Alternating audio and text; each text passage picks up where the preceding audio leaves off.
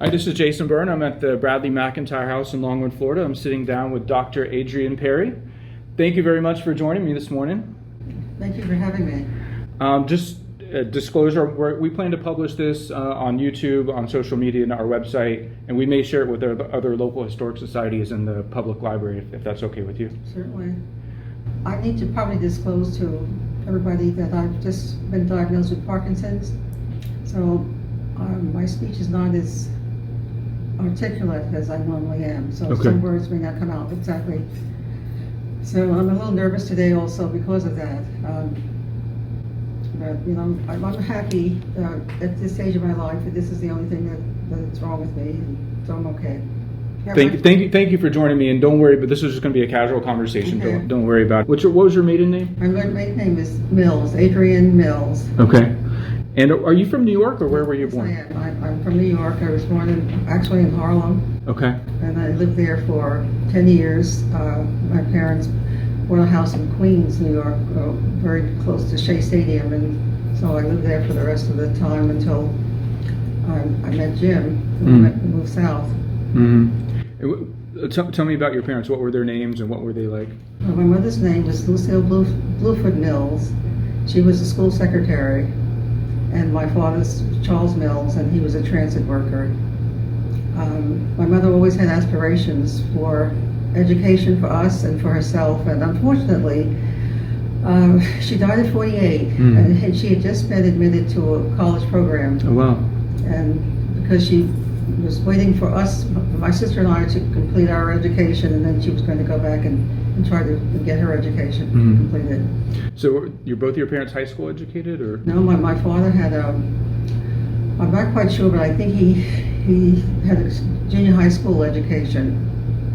And it was a weird combination between the two of them in terms of family backgrounds and aspirations and things like that. But I guess love conquers all or something, I don't know. Tell me more about that. What were they like? How were they different?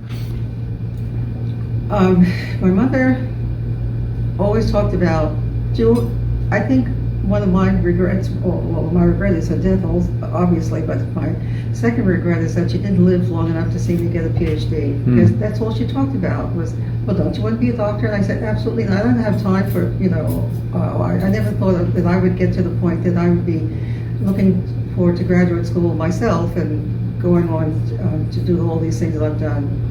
So she would be ever so proud. And then if she could ever have met Jim, well, she would be just out of her mind with pride, because she was one of those people. For example, every Sunday she would get the New York Times.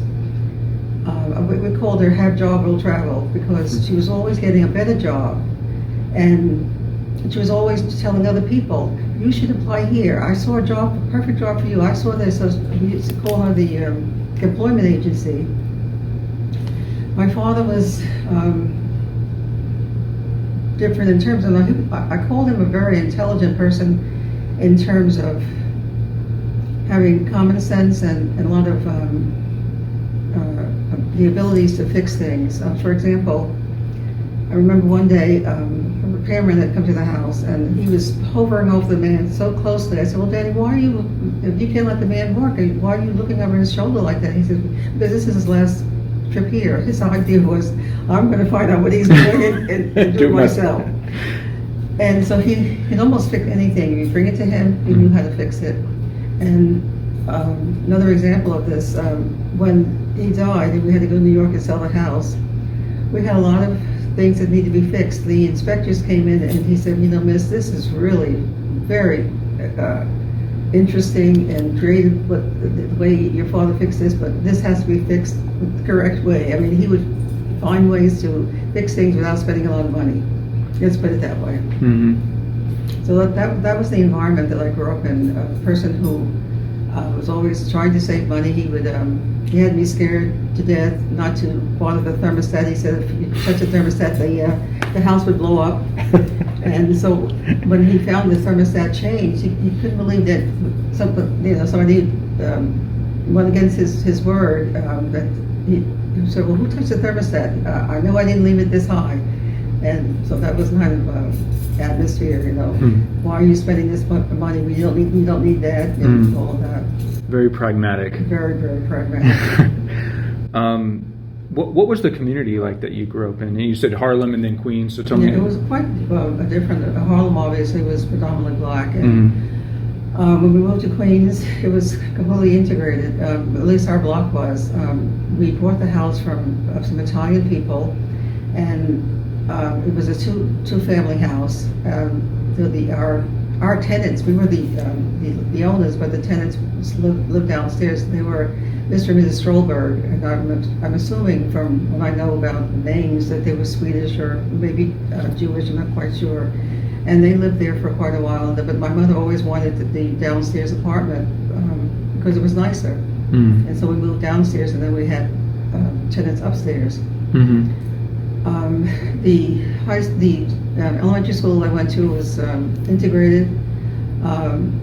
Actually, when I moved on that block, I think we were maybe the third or the fourth black family to be on the block. The rest of the block was white. And so I had a completely different change of environment in terms of, and I can't say it was necessarily a big change in academics, because I really don't remember as a child. As an adult, I can do some evaluation, but it's only based on what I know as an educator that the differences might have been. Between early school in Harlem? Early school in Harlem. I know that many of the teachers were young and inexperienced. I do remember that. Do you feel like, I just spoke to your husband, and he saw the overt racism kind of in the South. Was it a different experience for you in New York, being more integrated community, or like what was your experience like as far as racial relations go at that point? Really, that's our big difference. I see. Not that it didn't exist, but I wasn't aware of it.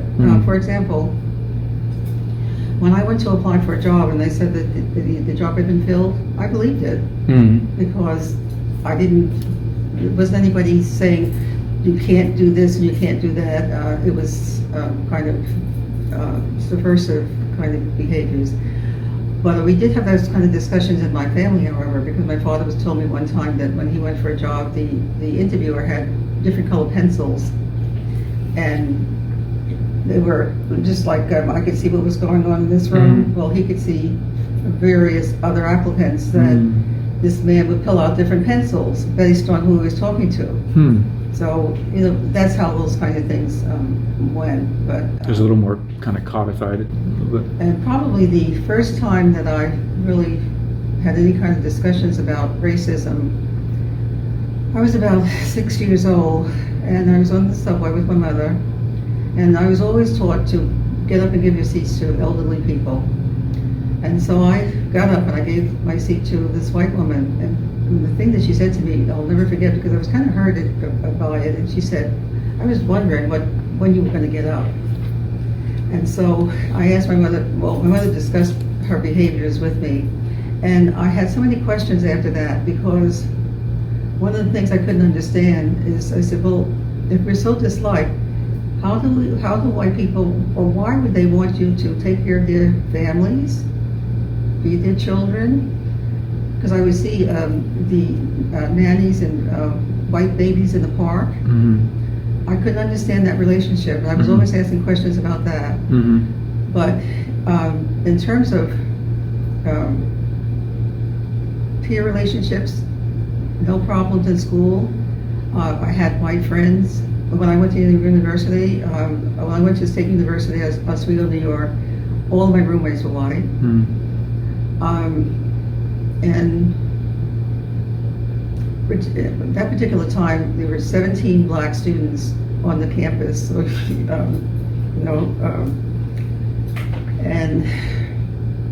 but I guess growing up, our experiences between Jim and I were so different, and he thinks that I have had some cultural disadvantages because I don't see everything in the same way. I'm well aware of things that have gone on, but I think sometimes things are easier for black women in this society, and maybe that's why, but, obviously, I don't have any evidence to back that up, but just through observation, in terms of what happens in prisons and the number of Black people who are arrested and all of that, it's maybe Black women don't get into that kind of situation, so that's why the numbers are different. Let's talk about your college experience, and also I assume your mother was exceedingly proud to see you go and graduate from university. Mm-hmm. She lived long enough for me to graduate from undergrad and grad school. And she was very happy about that. Was your master's from Columbia, or where was Yes, it was. Okay. And so what was your master's in? My master's was, well, let me just tell you how I got that particular master's. Mm-hmm. Unfortunately, and it is still going on today, the school system, maybe I shouldn't say here because the experience is a little bit different, but the most inexperienced teachers are sent to probably the worst schools. And so my first job was in the 4th grade, and I had children who were reading on the kindergarten level, 1st grade level. The highest level was 2nd grade. And so I started work in September, and I started the graduate program in reading at Columbia in January, because I just felt like, what in the world, I did a lot of things right because common sense told me what to do, but I felt I needed the expertise that was offered through the graduate program. So that's how I got started in reading. And then for the PhD, I was sort of on the reading track, so I have a doctorate in reading. That's how that all happened. And so from seeing the kind of disadvantage of where some of those kids were starting out, and probably the strong influence of education focus from your mother, education was always obviously this major passion in your life. Is that right? Most definitely. And so did you know from an early age that you wanted to pursue education? Yeah, I don't think I had a choice, or because one thing, the other part of the family, my mother's family had a lot of educated people in the family. For example, now I can't understand what happened to her father, but her father's brothers were a doctor and a dentist. Wow. And a college president. Okay. So my Uncle Ferdinand, which is my mother's uncle, he was the president of A&T College in Greensboro, North Carolina. And when I hadn't met him, but I heard of him, but when my grandfather died, he said, I want you to come to my school. So it was my plan to go to A&T, but by the time I graduated, he died, so my plans changed for that. And my Aunt Zena, my mother's sister, went to A&T, and she discouraged me from going with Uncle Ferdinand because she said Uncle Ferdinand treated her like a servant. And he had her cater parties for him and things like that, which I thought, now as an adult, I thought that was kind of silly because you get a free education and all she had to do was just help him out with his presidential duties in terms of the parties and things that he had at his house. So it was all, and then the other Bluford in the family is Guyan Bluford, who was one of the first Black astronauts. Oh, so wow. Guyan Bluford's grandfather and my grandfather were brothers. Okay. How early did you know you wanted to be an educator? Or, like, when did you know you wanted to be a teacher? Well, I really didn't know that, but my mother would tell me that I was always planning lessons and teaching my younger sister things and teaching other children. And I have them sitting in chairs, and I'm the teacher, so I guess it started early. And one of the other things that happened, now that I reflect on it, I was in the orchestra in junior high school, but I never played with the group. I was always asked to be the MC or probably just the MC. And so my ability to get up in front of an audience and speak, it was developed at that time. I think that I played the clarinet so poorly that they probably figured, okay, well, what can I do with her? We could ask her to, introduce the orchestra and tell us something about the songs we're going to play and things like that. So my ability to get up and talk to people and explain things started in the junior high school. Okay. Tell me about how you met your husband at a party. Well, actually, we were at this party, and my sister told me that there would be some nice young guys there, and that I should go, that I shouldn't, isolate myself at home. So I went, and I'm not quite sure how we met, but I asked him his name, and he said his name was James E.C. Perry. And my response was, oh, really? I never met anybody with two middle names. I said, what does the middle name stand for? And he said, ever charming. So I said, oh, that's cute. And he said, no, it really stands for extra cool. And he's got this whole thing with EC that he can go down different adjectives. It was really, he turned out to be a very funny person. And I had my own car. And he said, could I give you a lift? And I said, no, I have my own car. He said, well, I'm going to follow you home to make sure you get home okay. So I don't know what that was all about, whether he was going to see where I lived or what was happening. But he followed me home that night, and he called, and it started to go out after that. Was it love at first sight, or did it take a little while? Not really, because I don't know if he told you or not, but I was married before. Okay, no. And my first husband, his name is Willis Perry. And so when I met Jim, I told him I don't want to have anything to do with anybody else named Perry. And he says, surely you're not going to hold my name against me. And he said, so that's what happened with that. Let's kind of fast forward a little bit when you wound up in Georgia. Of course, I just talked to your husband, kind of found out about what he was doing through the bar, but tell me about your experience of moving from New York to Georgia. Okay, that was quite interesting in terms of a semi-cultural shock. In New York, there were lots of restrictions on the separation of church and state. And that seemed to have been ignored or completely disappeared in Georgia. So you'd walk into school and you'd have all these prayers and hymns and all kinds of things like that. That was surprising.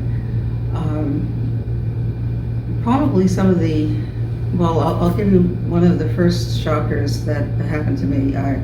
Jim called me and he told me that I needed to leave New York right away because no jobs were going to be available. He had moved to Georgia before the end of the school year, and I wanted to finish out the school year, so he left me there. I came down to Richmond County, and I went to the school board, and the person I was talking to said, and I don't want to insult anybody, but I have to say it this way, I can hide all the black, we don't have no more black positions. And he said it twice. And I'm standing there looking at him, what are you talking about? And so he said, I done hide all the colored people of hire. So I said, well, sir, I've read in the newspaper that you have lots of children here that have some reading difficulties, and it would seem to me that you are in need of a reading specialist. And he said, well, her name was Kelly. And Miss Kelly hired me, and that's how I got into this Richmond County School Board. So I became a reading specialist teacher between junior high school and elementary school. So I was going between two schools. My most horrifying incident was the books. One day I ordered it was my job to test the students and order books. And I ordered books, and I went to lunch, and the secretary said, oh, your books have arrived. And I said, oh, really, so fast? And I was so excited. So I said, where are they? And so she said, oh, they're out in the hall. And I went out in the hallway, and I saw these filthy, dirty books tied up with a rope. And I couldn't believe it. And then it dawned on me, I heard about these books being passed down, but I never, actually, it was the first time I'd ever seen it. And so I called Miss Kelly, and I told her, this is unacceptable. These books are filthy. children need nice, pretty things. Everybody likes to open up a brand new book and it's excitement. And so she told me, she's okay, I understand. So come up to the warehouse. And when I went to the warehouse, I was very upset because the new books were there.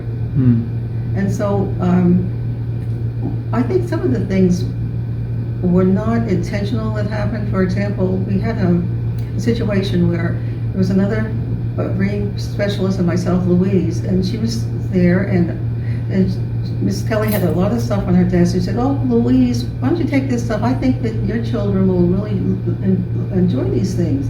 And I'm standing right there. And so I said, well, Miss Kelly, I think my children will enjoy them also. And she said, "Oh yes, okay, you can take some too, Adrienne." But it was sort of like, I don't think it was just a mindset. Yeah. These were the things that how they happened. So I was happy to bring these things to people's attention but those are the kinds of little things that happened in Georgia. Were the schools integrated at that point?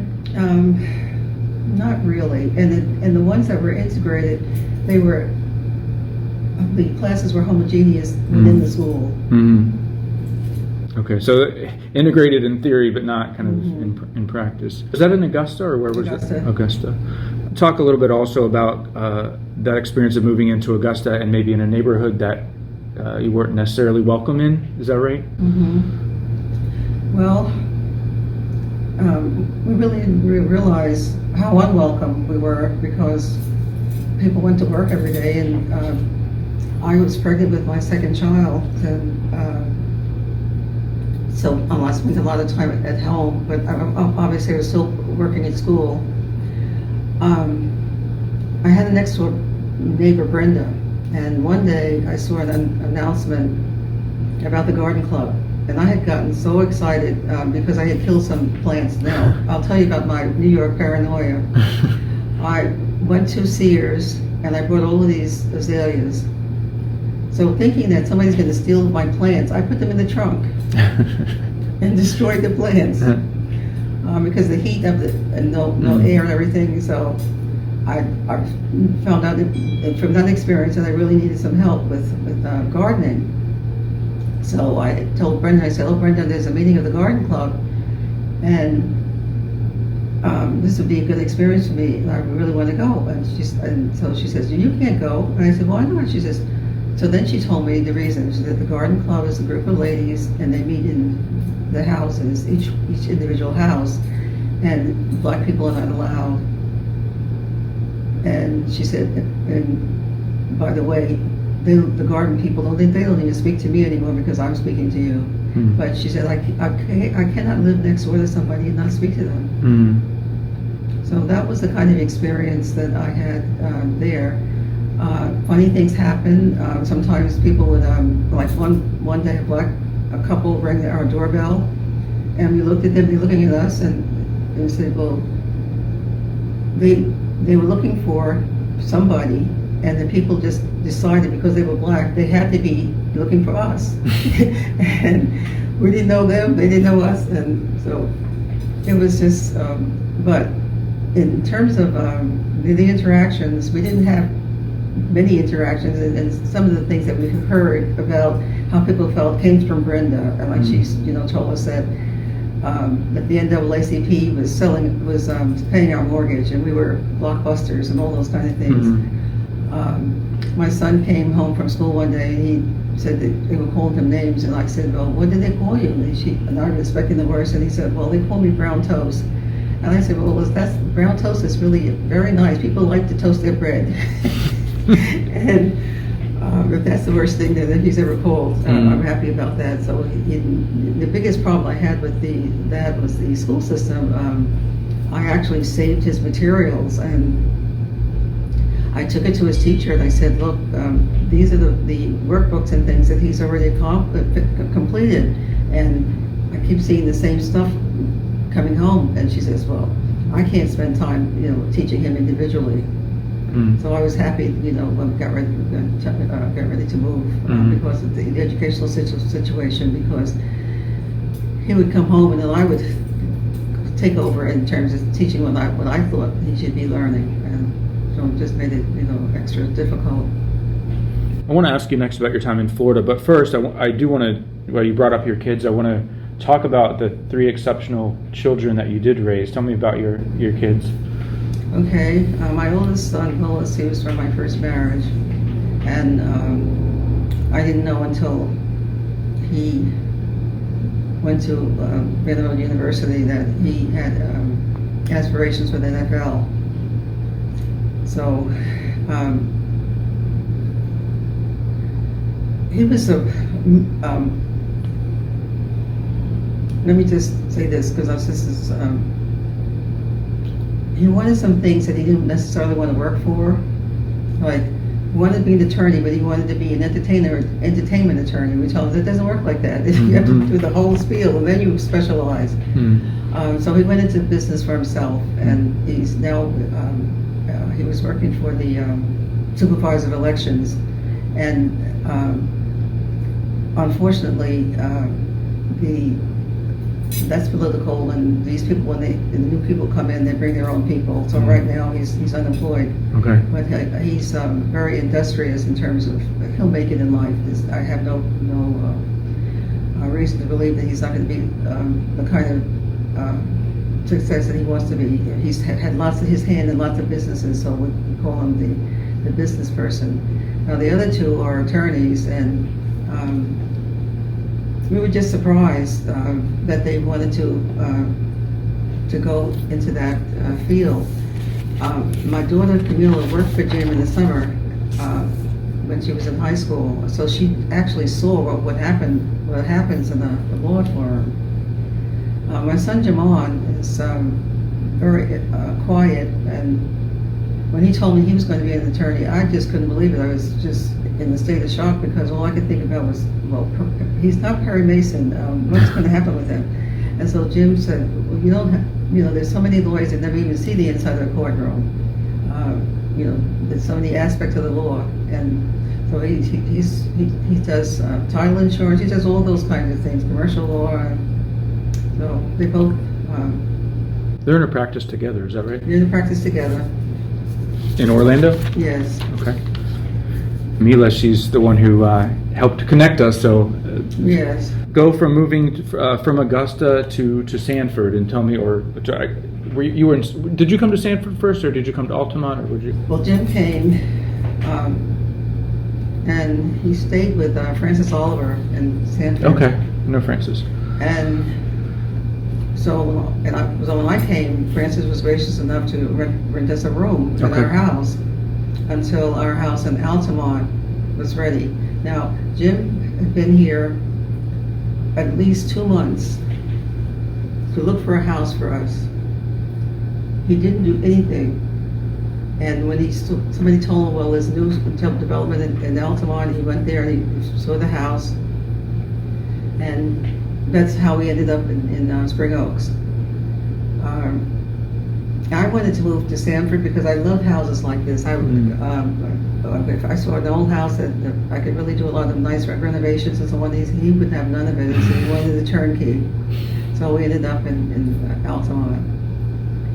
What year was that when you moved to Altamont, do you remember? Maybe 75? It had to be then, 75 or so. And then you built a house on Rangeline in Right. 78.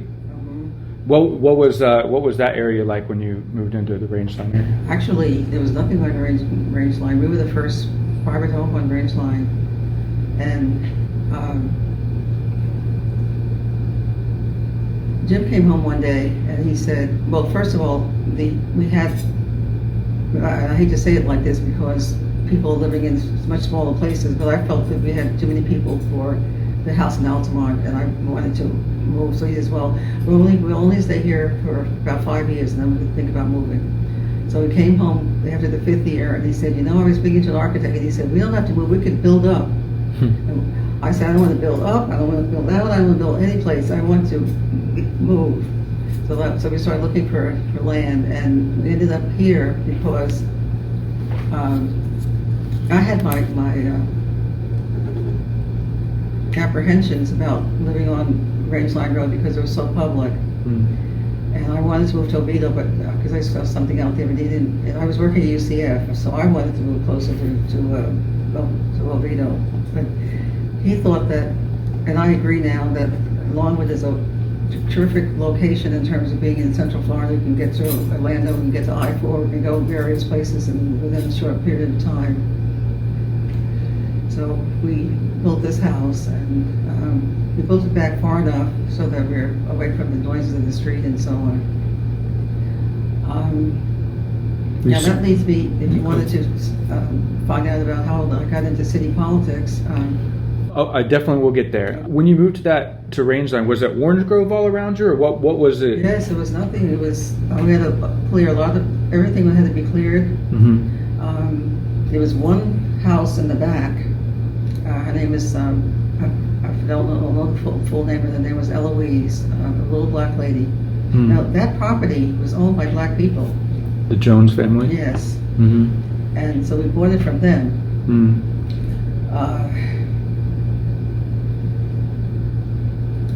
But everything went smoothly in terms of building the house. That's when I fell in love with the city of Longwood in terms of the cooperation from the city inspector. Everybody from City Hall was very helpful. I'll give you an example. The contractor had the water bill in his name or in his company's name, and so I never had to pay a water bill. I didn't even think about water bills. And so I lived there for about 3 months, and I got a call from City Hall saying, Ms. Perry, you're sure you didn't build that house to have us turn the water off? So I said, what are you talking about? You haven't paid your water bill in 3 months. What water bill? So that's how I found out how nice the people in Longwood were, and you know, to call somebody and say, you know, we're concerned about what are you doing down here, and that was my first introduction to, you know. It was a very small town then. I guess everybody knew everybody. It's still a small town in terms of, I don't know how much we've changed in mentality also. That was one of the problems I had when I was on the council too. In this area, did you not see any kind of the racism that you saw in Augusta, as far as like where you could live and like where's none of that? Let me say this: if it was there, it was hidden very well, because we had a realtor and they took us to places that we could only afford to go to certain places anyway. So you know, places that really had those restrictive covenants that, you know, we didn't run into that because we didn't try to challenge it or anything like that. I want to ask you about your city politics, but I want to ask you one more question first, because I am fascinated by, I spoke to Andy Jones a few years ago. I'm just curious about your interactions with the family that was there, because they had that land for generations. Did you know the Jones family well? Oh yes. Actually, Jim was a member of his church. Okay. Longwood during the 80s had kind of a bad reputation, kind of a series of mistakes and things like that. Did that at all influence you wanting to get involved, or like how did it get involved? I know you were part of the kind of the planning committee at first.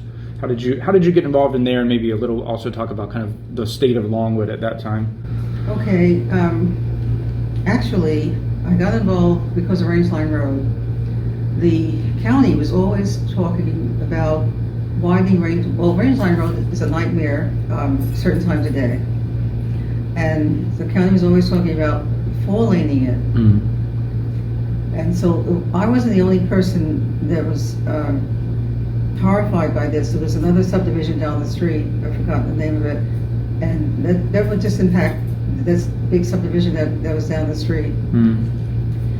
And so I wrote a letter and I said, dear neighbor, I need your help. And went down the street and passed them out, and we packed City Hall. And we made sure that our wishes were known, that we did not want this to happen. And one day, one of my neighbors came to me and said that there was going to be an opening in the commission, and they wanted me to run. And I said, what? I said, you must have a hidden hatred for me. What are you talking about? Because I knew about, the fire engine. It was always in the paper for something that was embarrassing rather than being proud. So nobody was really running to be on the city council, but they encouraged me to do this, and I did, and it was very interesting in terms of some of the things that happened. I had one agitator. His name was Jimmy Ross. I don't know if you have heard of him. Mm-hmm. You haven't heard of him? No. Well, we used to call him the mini mayor of Longwood because he had quite a following of people that he sort of controlled their vote. If Jimmy Ross said, do this, then they would do it. And Jimmy Ross was very, very racist.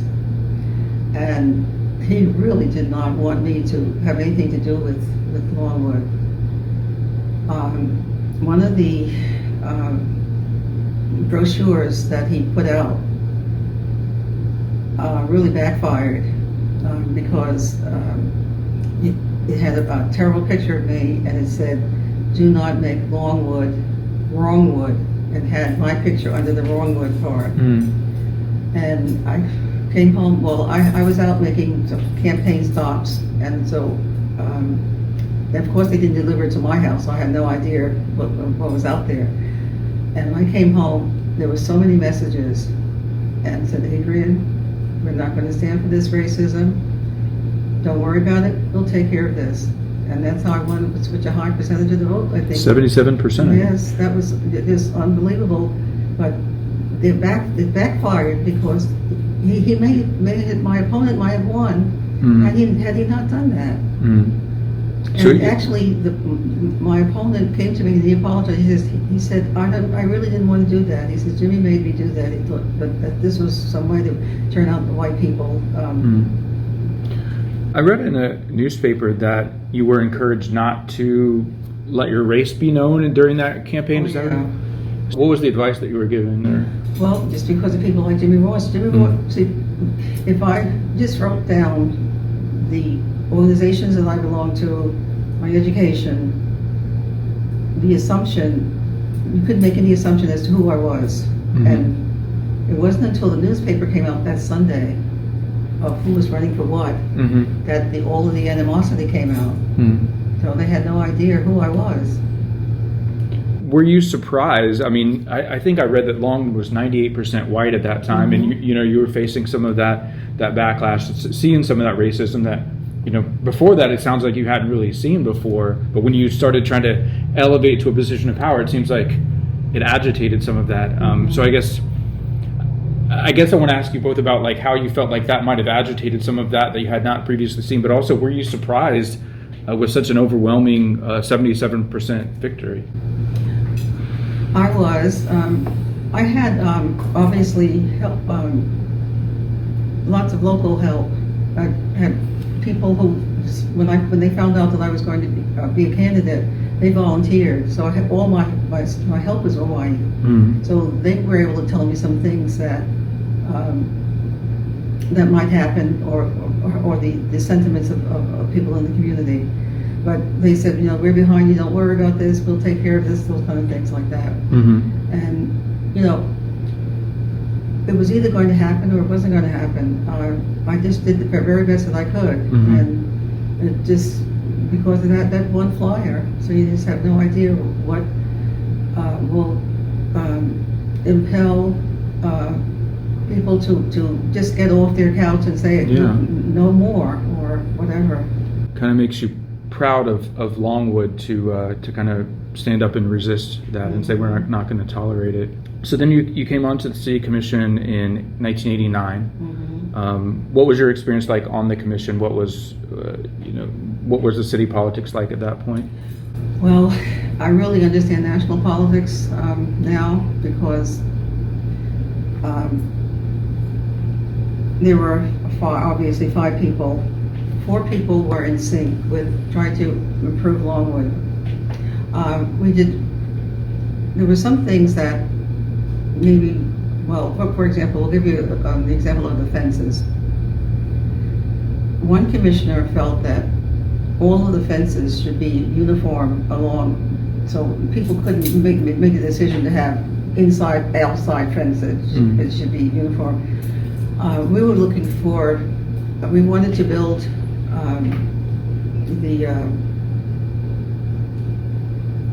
well, I'm not sure how we called it, but we wanted to build a building that would be like law offices, would have commercial built establishments and all of that. And there was one person, Hank Hardy, that I guess you could say was against everything. He would talk about when he was a boy, he'd ride the horse in Longwood, and I'm saying, what? So it was completely different in terms of what we saw as a future. So when the next election came, 3 of the people that wanted to make modern progress were defeated. And I learned from that when you want something done, you have to really fight to get it done, because it may not even last. People can come, we're seeing this now, certain things are completely turned over, and all your hard work is for naught if you don't have the right people in office to continue the success that you've been working on. So they would always say that I wanted Longwood to be Winter Park. And I'm saying to myself, what's wrong with that? Winter Park It's beautiful. and Winter Springs, they're excellent looking, they're beautiful. Longwood has the ability to be just as nice. And so they just always accused me of being somebody from New York who wanted, had these grandiose ideas and, wanted to spend people's money and all this kind of things like that. So that was the kind of fighting that we would have on the commission. They were fighting to keep it small, rural. Small, and Jimmy Ross passed an initiative that we could only spend so much money per year, or we had to stay within a certain budget, and it was passed. I can't remember exactly what it was, but he had a lot of power. One day he called me at work, and I got on the phone and he said, "This is Jimmy Ross." I said, "I am at work. You are a public servant." I said, "Not during these hours. Goodbye." He was so mad at me, and so we were, fighting. So he wasn't on the commission. He was just he was just a citizen. Okay. But Gotcha. That's why I call him the mini mayor, because he was able to tell the city administrator what to do. All of that. There was a lot in Longwood that needed to be fixed back then. You mentioned the fire department. There's a debacle of building police station and things like that. And so was it part of your thing to kind of correct the reputation of Longwood as well? Exactly. And then had I known about the train, we probably could have been much more effective with that, because a lot of the cities on the route have been, well, at least some of the things that are around the train station have been improved. But people wanting to see that part of this town or the state that they may have not had an opportunity to see. Like for example, I took my grandson all the way to Kissimmee, and we walked around, one of the stations down there. And they built up areas around that station they're doing a lot of work down in Osceola County for various reasons, and it needed to be done. But we have a lot of wonderful historic things, like the museum here, that people could come and take advantage of this. There are other things that you could build more shopping here. If 100%. I mean, I always tell people that the Historic Society can't maintain all the buildings in the district. You have to make it viable to do business here in order for these things to survive. So then you ran again in 1992. You were unopposed that time. Is that right? And then you were appointed mayor. So tell me about how that came about. Did you want to be mayor? Like, how did you become? How did they decide to make you mayor? No, I really didn't I didn't oppose it. I thought it was a way to keep peace, because I was sort of like a peacemaker between people who were fighting with each other. Mm-hmm. I really don't remember exactly who made the nomination or anything like that. That should be in the records, though. Did you feel like, being the second elected black official in Seminole County, the first black mayor in Seminole County, did you feel like you were a groundbreaker, or how did it feel? Yes, I knew that I was a groundbreaker, unfortunately, or fortunately, is that because people were always asking me to come and speak to their groups, and you never know what kind of influence. I mean, I'm really flattered not every day, but at least every 6 months that I meet somebody and they say, I did this because of you. You don't know what you said that influenced me, or you influenced my son, or you did. And I said, wow, you have no idea. I met one of my former colleagues, and this is the one thing that really shocked me. She says, "Oh, Adrienne," she said, your condolences were so nice. She said, "I actually used them on my son's headstone." And I'm saying to myself, "What the heck? What did I possibly say that was that influential?" So you just never know what you're saying and how people take it. I've had police female, invite me to talk to a group of students that, and she said, "Oh, I was in your class." I didn't even remember her. And it was so influential. It made me think about my career and what I could do in my life and so on. Amazing.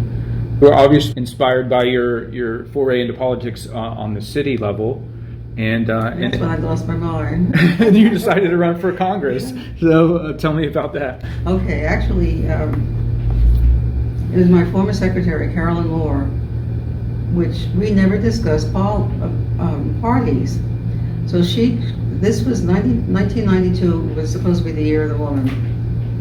And so she said that they had a meeting and they were talking about women in the area that would be good candidates. And they said, Adrienne, why don't you call her and ask her? So Carolyn called me and convinced me that I had a chance, and it was a year of the woman, blank, blank, blank. This was in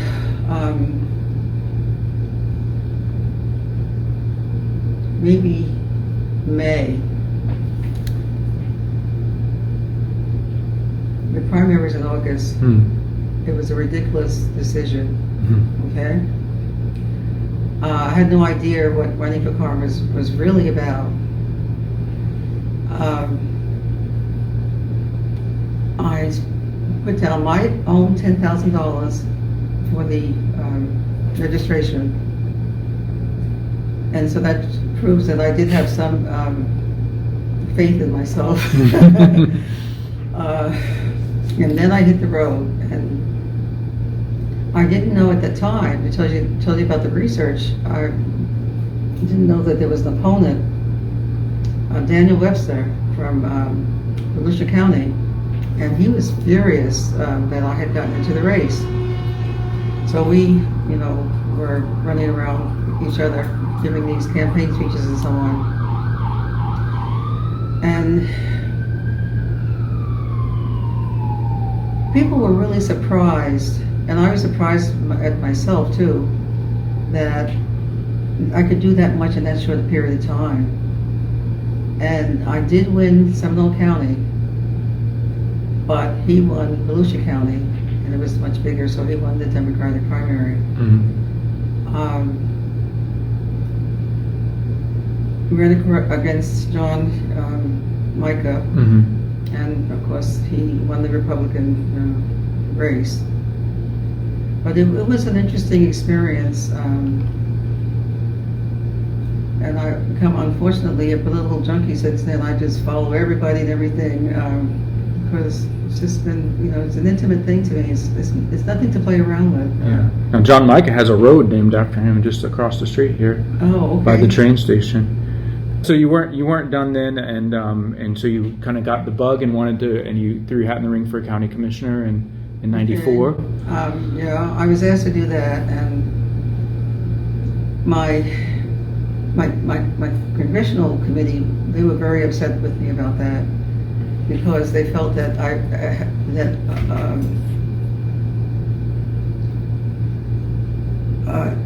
the first term congressperson was still at risk, and I should run against John Micah. I didn't want to do that.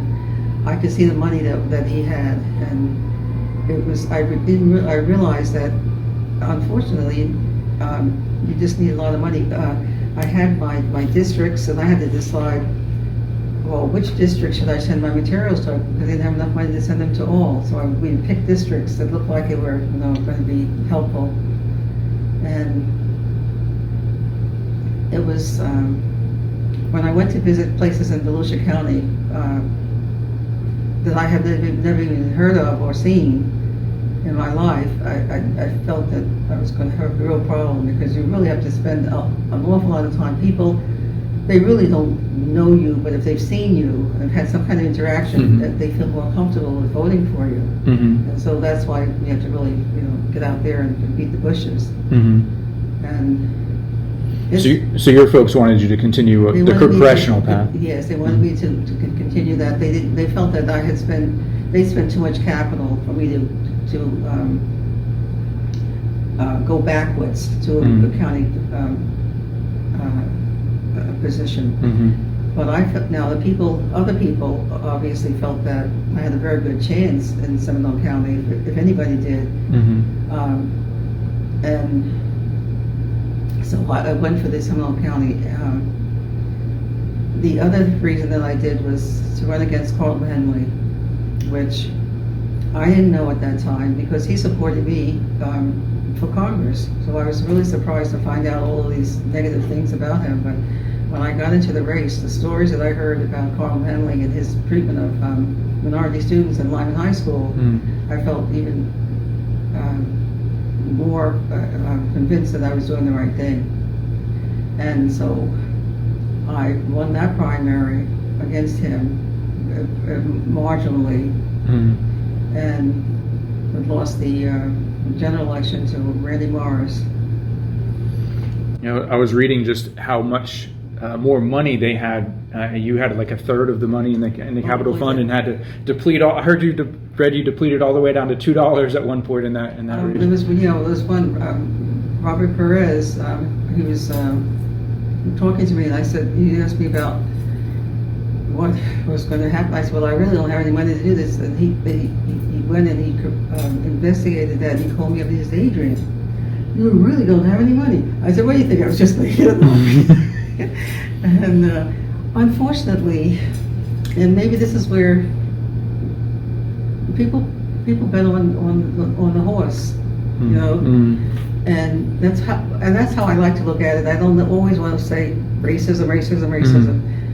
When I was running for the first time in Longwood, though, the garbage disposal people, Waste Pro, they gave me $300, and they gave my opponent $600. So they said, well, we'll help each, but 600 versus 300. Yeah, he could do so much more with his money. So the same thing happens with other races too. People say, well, if I help this person, the likelihood that they're going to win is greater, and they go with who they think is going to be the winner. So it doesn't always come down to race, and I don't look at it like that. Now, and the reason I say that, there are a lot of people who are so uninformed, let me put it that way, about how primaries work, that they only work. They know about general elections. They only come out every 4 years for a president who has the least amount of impact on their daily life. They don't realize how important these local things are. When my son was running for judge, I met people in Sam's saying, "Oh, we're going to vote for him." And I said, "The vote is over." They said, "What are you talking about?" I said, "The primary is August 14th.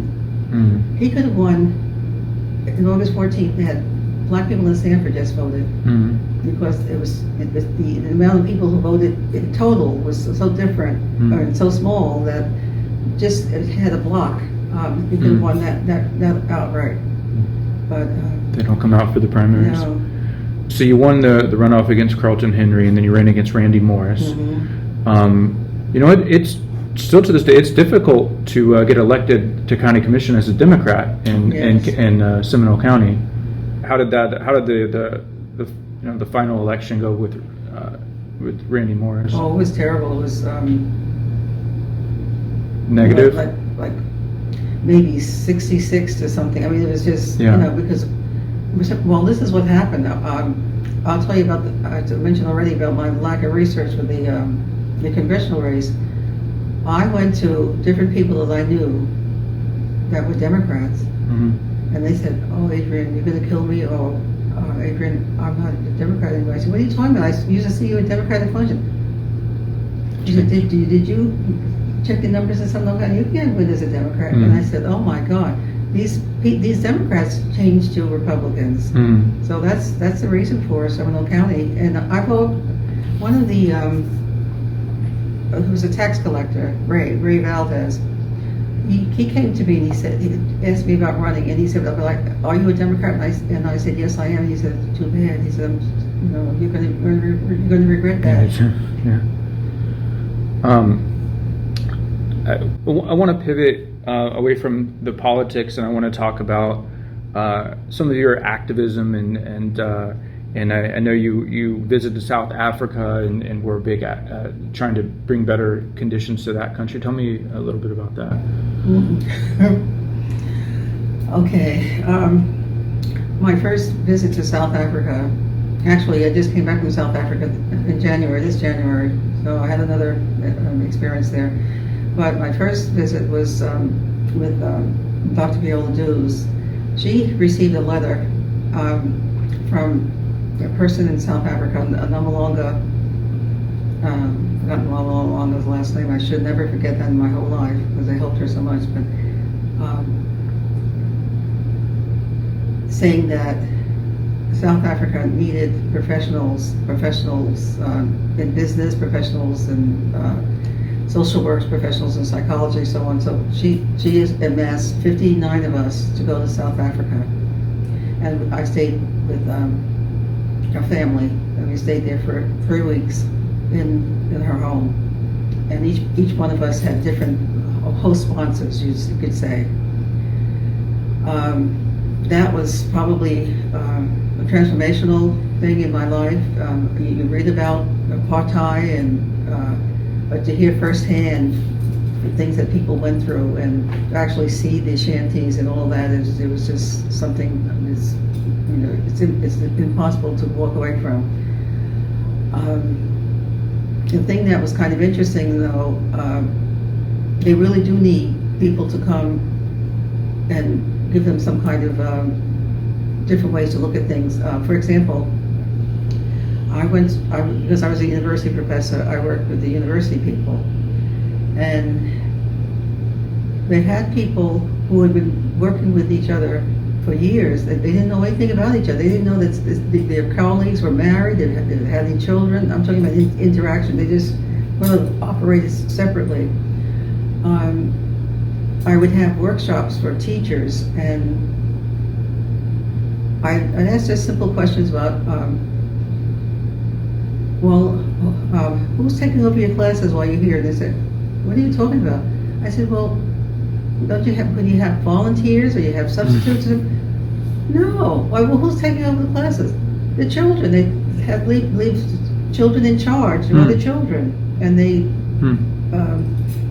come. And so then one day we was talking about. I said, "Well, you could have community helpers to come in and help you with students who have difficulties." And they're saying, "Well, how would we pay them?" I said, "Oh, they don't get paid." I said, "They volunteer." Volunteer. That's foreign. Now, for people who don't have money, volunteerism, are you insane? There's nobody has time to volunteer. We have to make money as we can all the time. Okay, so to fast forward to my trip this time, the lady that I stayed with, Hilda, we stayed in touch periodically, but not as much as I would like because of the 12-hour difference. She would call me in the middle of the night, and we could never get together. And I would send cards and things like that. But I had her information, so I had lots of difficulty getting in touch with her. And I finally got in touch with her, and she says, "Oh, Adrienne, since I last had contact with you, I fell into a ditch." So I said, what kind of ditch? What are you talking about? She says, "My house burned down, my husband was killed in the fire." And I said, "That's quite a ditch, Hilda." Wow. So when I got back, I sent her money, and I've been set up a GoFundMe, which hasn't been as successful as I would like, to raise money to send to her. But she's rebuilding her house, and the insurance company wouldn't pay, and so she's really starting from scratch. And so that's the situation that I ran into this time. But I've been lots of places in Africa. My very first trip to Africa was in 65 or 66. My sister was in the Peace Corps. And I went to visit her, and unfortunately she got sick. And they brought her back to the United States to Walter Reed Hospital. But I had already paid my money, so I went anyway. And I stayed with her friends, and I went to upstate. Well, I call it upstate. It's called up country, and I stayed in the village with the people. And so that was a wonderful experience, also. Seen so much, so you've also been a professor at a number of different schools. UCF, you mentioned, Seminole Community College, and Stetson. Is that all of them, or did I miss one in there? Well, no, that's all, because I'm not going to add my adjunct work different places. So. You were at Stetson for the longest, is that right? Yeah, 21 years. And tell me about your role at Stetson. Okay, I started out as a regular assistant professor, and elevated to associate, but I didn't do enough. My interest was community service, and so I really didn't, aspire to a full professorship like my other colleagues, but I ended up being the chair of the department anyway. So I retired as chair of the Department of Education. And you were also involved in a lot of different community groups. Tell me about some of those that stood out to you. Well, when I started to write down the things that I was involved in, they sort of build up on you. I was a member of the Seminole County RSVP. I would have to look at these things now. I've forgotten. You probably community health groups, some diversity groups. I know you helped with children at Hungerford School. Yeah, actually, I did my sabbatical at Hungerford. I went there to help kids that were not passing their state exams.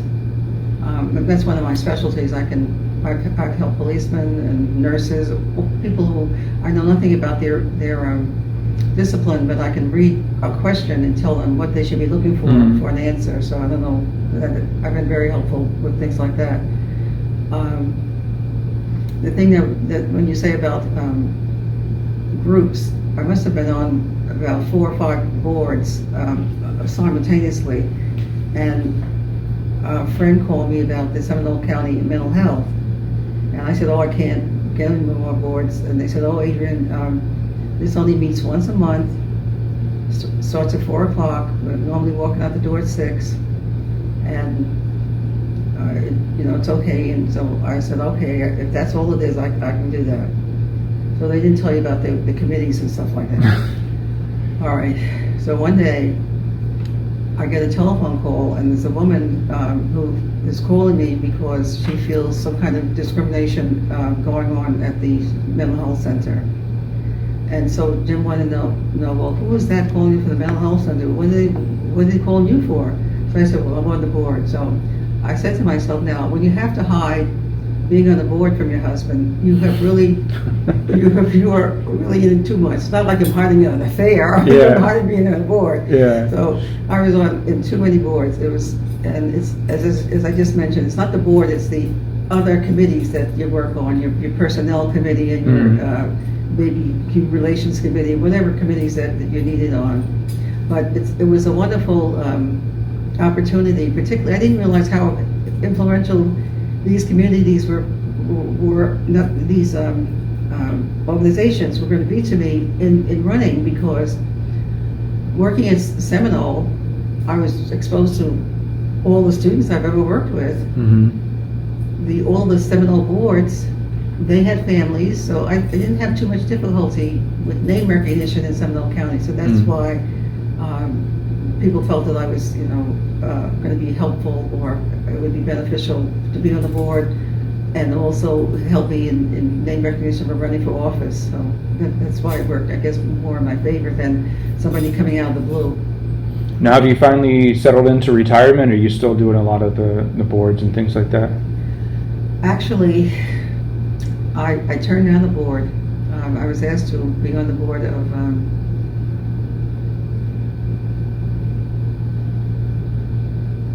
it's the name of the, I forgot the name of the hospital. It's a hospital. Okay. It's a hospital in Orlando. Okay. And then I just actually I was kicked off the board of the Florida Polytechnical University. Okay. I was on the board of trustees there. And the reason I think I was kicked off because I was a Democrat. And you know how Governor DeSantis is taking over all these school boards and things like that. And all of a sudden, thank you very much for your service, here's a plaque.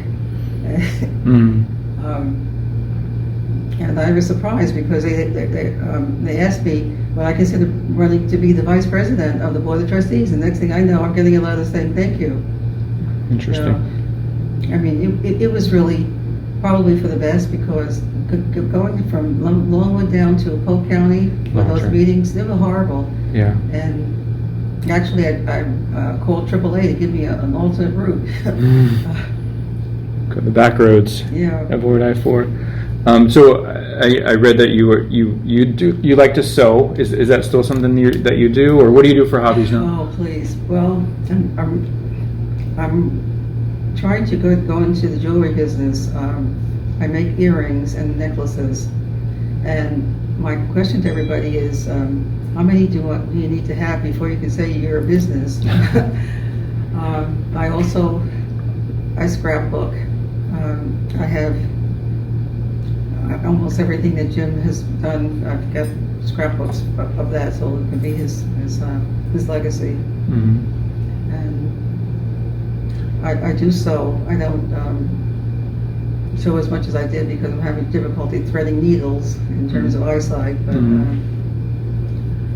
what an accomplished life both of you have had. Are you kind of looking back? Are you how proud are you of like everything you're both you and your husband, but also your children? Like, just what a great family, what a great story. Yeah, when I look back at it, my mother did too good of a job on me in terms of not being boastful or having too much to say about yourself. And so somebody has to almost say, "Oh, that was very nice." I'm not one of and I think that one of the things that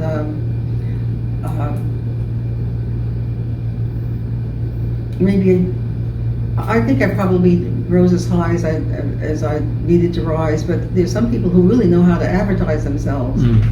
And I never knew how to do that. I always, whenever I see somebody else doing it, I say, "Oh, I should have done that." And so I'm not one who's always I don't always just sit around saying, "Well, I need to meet this person, I need to do this, I need to do that." It's sort of like someone has always asked me, "Will you help me out here?" And there I go. Anything else that you want to add? Something that you hope people know about you, or I guess a different direction potentially is where we are as a society now. I don't know. Those are two very different avenues, but I want to give the floor to you to say kind of anything else you want to add. Right now, I feel very you know, I don't want to use the word despondent, but I'm sort of depressed. I've watched more movies, and I told you before I'm a political junkie, but there's so many things that are discouraging that are happening in our country right now that I never thought we would go back to the extent of taking people's rights away. Mm-hmm. And so that really bothers me. I know it will be corrected. I know that people will see some of the wrongs, but it's sometimes very difficult to correct things. And if you put things into law, and the law is very, very difficult to change sometimes, and if you have the wrong people that is going to administer the law, I don't know what's really going to happen in the future. But I hope to be surprised. Let's say that's really my hope.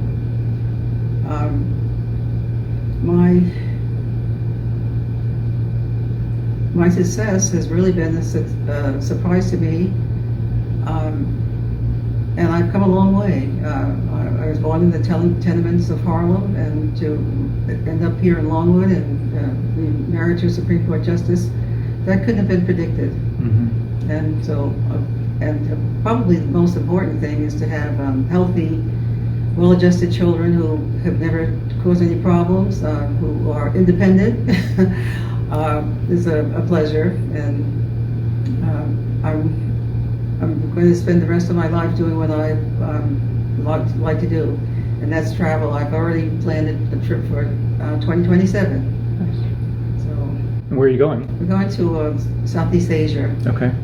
to Bali and to Thailand and all of those. Amazing. It's been a pleasure meeting you. As you know, I've researched you Thank for you for a number of your years, and it's so cool to sit down with you and hear your story. Thank you for sharing with us. Thank you.